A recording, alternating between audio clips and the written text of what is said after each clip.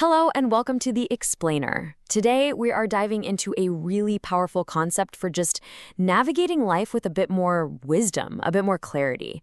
It's a Vietnamese principle called Thấu, Triệt, and it's basically the art of deep comprehension. Seriously, this one idea could completely change how you approach, well, everything.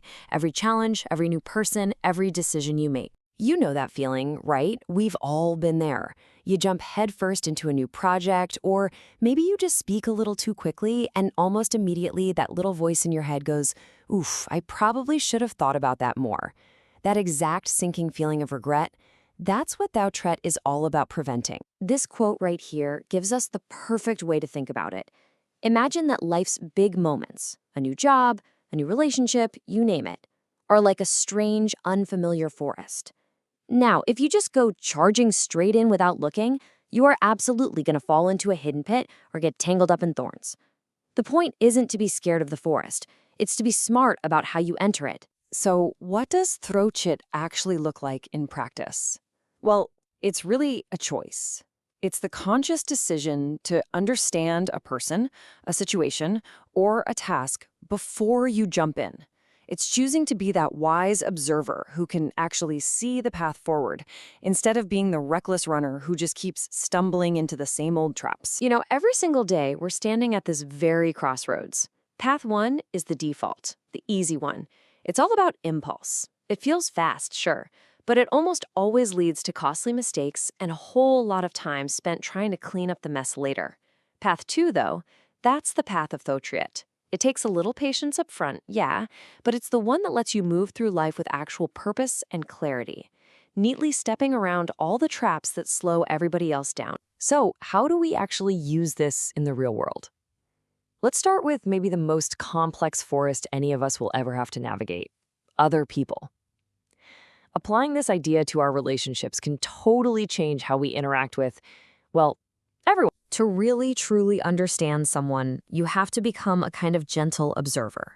So what are you looking for? Things like their personality. Are they naturally cautious or more impulsive? What are their core principles, their non-negotiables? And even this idea of karma here can be looked at in a really practical way. What's the pattern of their past actions? Do they tend to create harmony around them or chaos? When we see these things, we can act with so much more generosity and tolerance, because we're not just reacting to our first impression, we're responding to who they really are. Okay, let's get super practical with this. Picture this. You're meeting someone for the first time. Could be a potential business partner, a new teammate, maybe even a date. The natural impulse for a lot of us is to talk, to perform, to just fill the silence.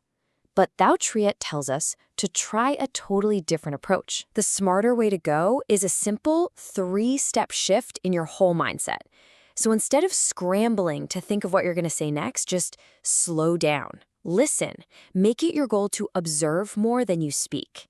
When you create that space for the other person to express themselves, you're not just being polite. You're gathering the crucial information you need to build a real, honest-to-goodness connection. Now, this whole idea of observation doesn't just stop with people. Thấu Triệt is also about reading places. Think about it. Every environment, a new company, a new city, even a new friend group, is its own little forest with its own set of unwritten rules and its own unique landscape. If you want to thrive in a new place, you gotta learn to read its code. And yeah, the formal laws and internal regulations, those are the easy part. The real secret sauce is understanding the unwritten culture. What are the social norms here? What values actually drive decisions behind the scenes? Figuring that stuff out first is the difference between fitting in seamlessly and making some pretty major career-limiting mistakes. And finally, let's pull this into our professional lives. How we tackle our work is, honestly, the perfect training ground for practicing deep comprehension.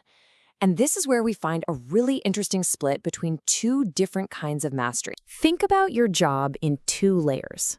On one hand, you've got professional work. That's the what. It's the skills, the processes, the technical know-how. But on the other hand, you've got mission-based work. And that's the why. It's the big picture goal, the strategy, the philosophy that guides everything. You can be amazing at the what, but real mastery, real leadership, that only comes when you deeply, deeply understand the why behind it all. This gives you such a powerful tool for evaluating people. Before you bring someone on as a partner or hand over a critical task, just ask yourself, have they really grasped the work? Do they get not just the what, but also the why? Getting a solid yes on that question can save you from so much frustration and so many failed projects. Okay, so after all of that, what's the bottom line? How do we take this big, powerful philosophy and actually turn it into a simple daily practice? Well, it really just comes down to two simple rules. Rule number one, in any conversation, your main goal isn't to speak, it's to see.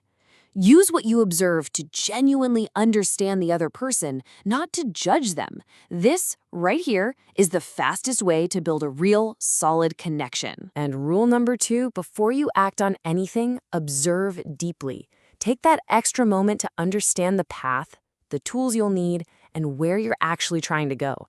It's the best insurance policy you can have against wasting your effort and getting completely lost in the woods. So I'll just leave you with this one question to think about.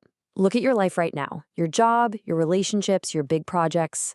What's the one forest that you know you've been kind of rushing through? And what do you think you might discover if you finally just paused for a second to see the path a little more clearly? Thanks for checking out The Explainer.